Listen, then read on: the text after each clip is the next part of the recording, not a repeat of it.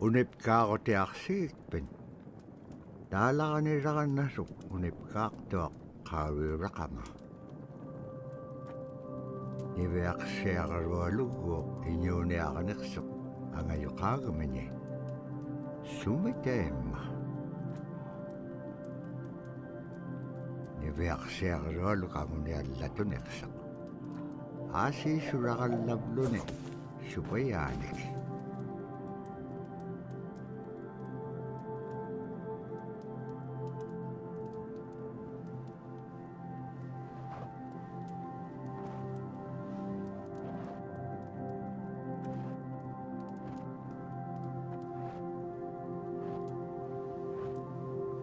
iñuuniaqhutik anuqqautigait anuqulingaallaaqsuq anuqulingaallaaqpaalluni kisaimma panernialiaqsivut iviaqsiaqarualuk kisaimma isummeqtoq tavraasi kangitsaquaqsigaassumman anuqlisuuruqumagaan summan anuqulingaallaaqamagaan tavraasi kangitsaquaqsigaassumman anuqlisuuruqumagaan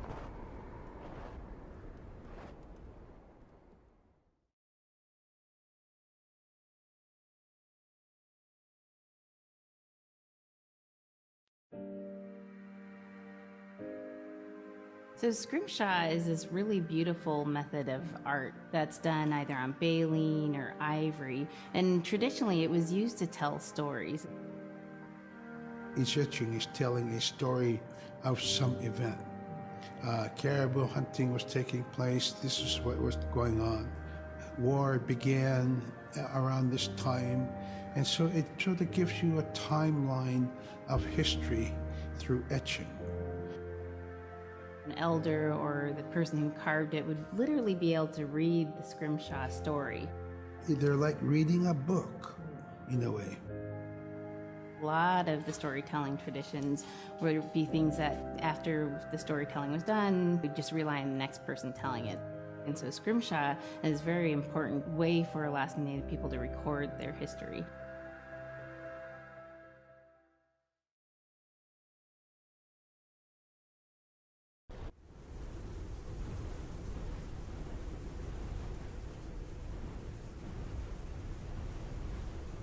anuqulekpaalluni suniuraqanaitsoqunni tavrani viaqsiaqarualuk ayuungitsoq payyagniuliqsoq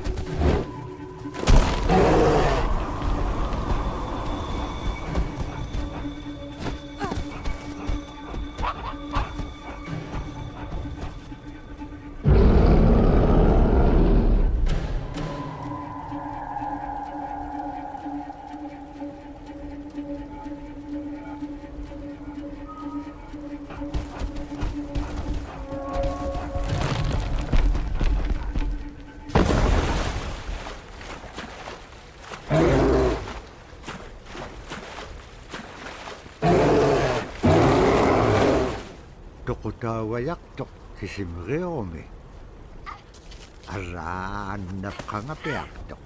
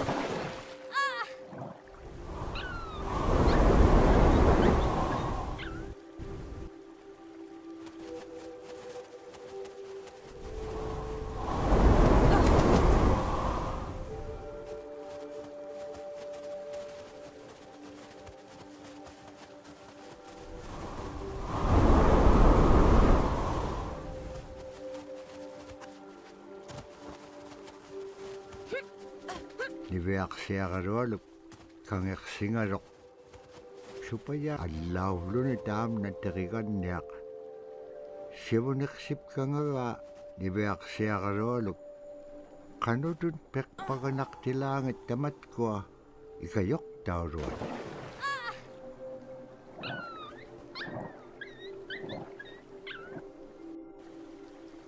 niveaksiagarualuk kangersingarok supaya allauluni taam nateriganniaq sivuneqsip kangaga niveaksiagarualuk qanutun peqpaganaqtilaangit tamatkua ikayoqtauruat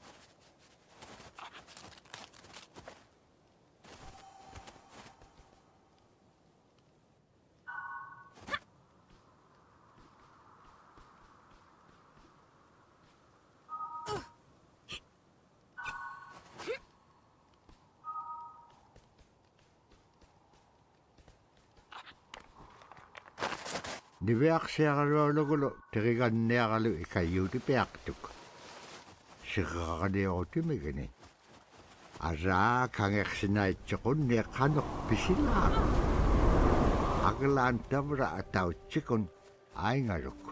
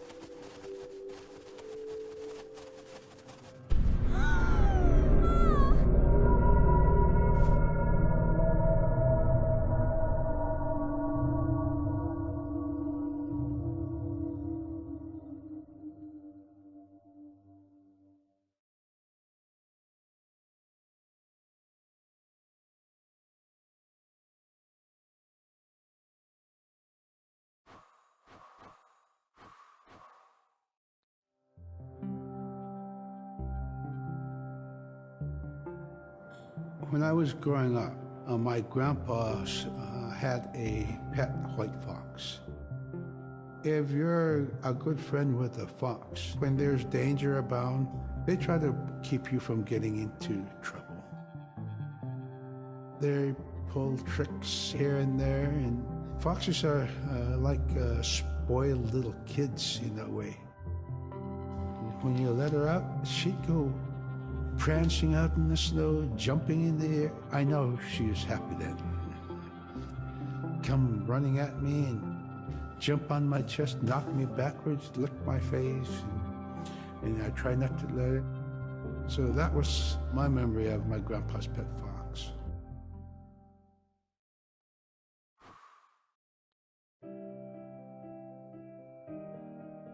Caribou was, it provided for us in many ways. Our clothing in those days was made of all caribou skin. I grew up wearing caribou bands, mittens, caribou skin mattress, blankets. Some people had boots that were made with wolf leggings, sealskin sole bottoms. Baleen was shaved to make insoles. They kept us quite dry and warm as well. But the caribou skin clothing was the best. We would get as many yearlings as we could for our outer clothing. And for a heavy winter, we would get caribou in February or March because the hair was the longest and the skin was the thickest, and we would use those for our winter gear. With that stuff on, you could sleep outside in 50 below and it wouldn't bother you a bit.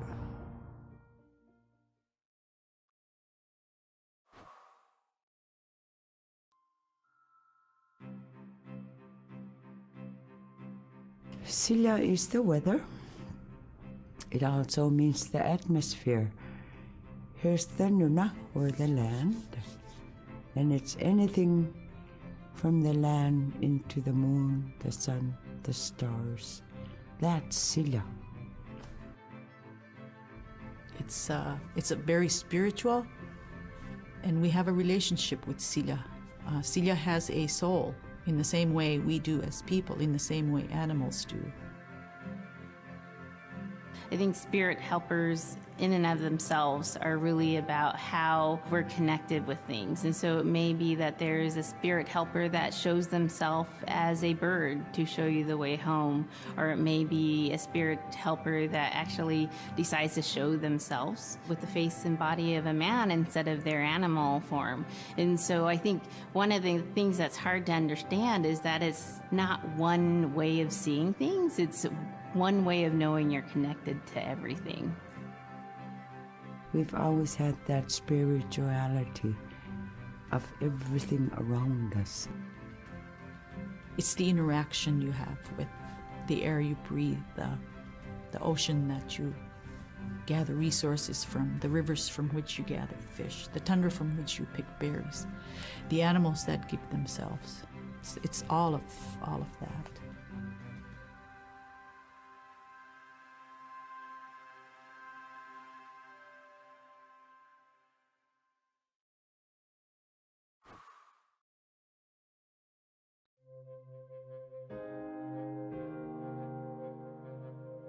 In the winter, when we were traveling, we didn't build sod houses, we built snow houses.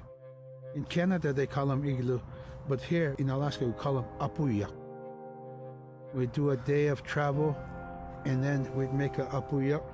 The next day, my father would set traps, spend the day there, rest the dogs, give them something to eat, and then the following day, we continued to the next place. We'd go to my dad's sister, who had a house at Dubarg. They had a small sod house over there. We didn't have to do anything. We just visit with them, and my dad and his sister were glad to see each other, and they'd talk away while us kids played outside or go to sleep. By the time we get back to our home, my father would leave us with our aunt or with my grandmother, and then he'd start on his trips and go check his trap line. We were not into 8 to 5 kind of time, you know. We're in a total different kind. We're in ecological time.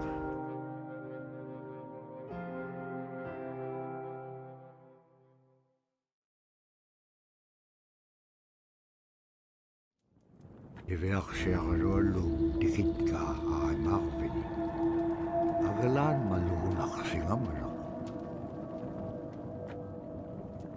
Inyokoluk tikingamalok iveaksiagarolu piingaan. Ivahalaksimalok sumittaimma. Nikatjakkumanyainniqsuq. Pakit qaangaunnagu ivaktani.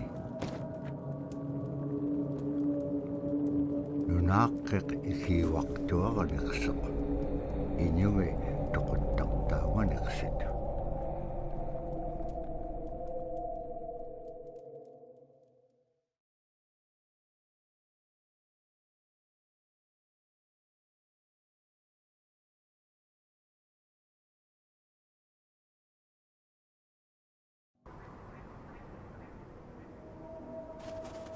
Niveaksiagarolu uppiringitka tautuktani. Tautugunaqtuaq sunapayaaq siquminganiqsuq. Niveaksiagarolu iyuniaqatingi pisaullaganiqsut. Qanapimnya anuqulaqpallqiñam tainnaqumiñaitka. Tamaanga ikumauaqtuamit qaqraqpam iñua niptaqtaq. Sumalagullaqamit niveaksiagarulu piitsiningani. Agalaan qaqraqpallqiñat sagavingaitsit. Immenñaurat sagaviqimiut samanga nunamin.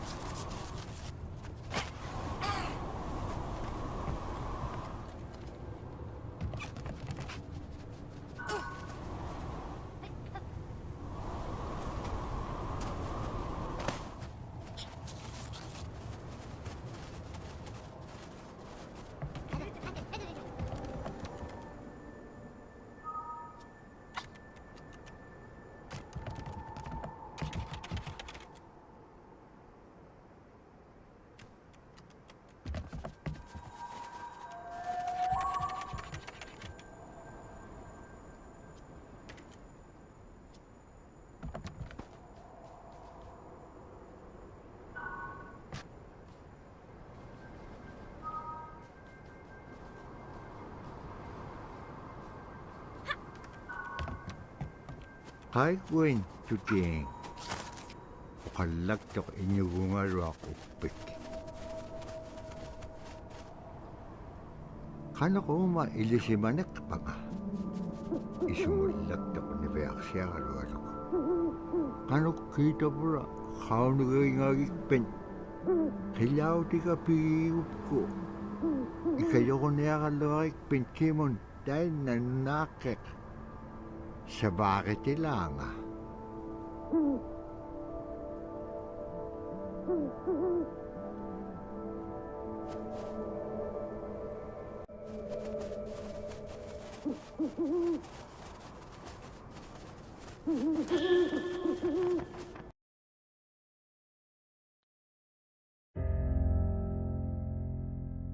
Drum is something that's common to all cultures in Alaska. All cultures have a drum that may have some stylistic differences or differences in the materials that it's made, but it's still in recognition of life and vitality. And the drum mirrors the heartbeat. And when you continue drumming soon, it will be in line with your heartbeat, because that's what it's supposed to be, the heartbeat of the community, and it symbolizes vitality.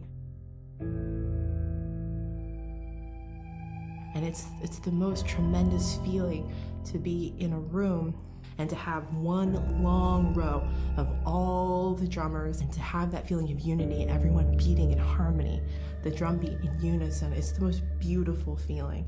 And to know that you're connected, you're on the land that you are connected to. And even if you grew up outside of the community, that which is in you comes from this area. And it's the greatest feeling.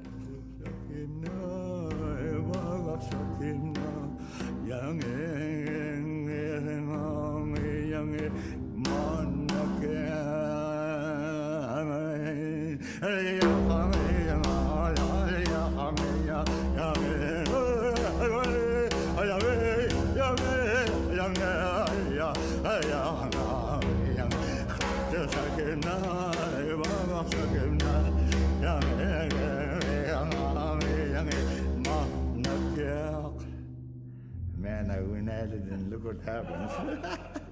Oh.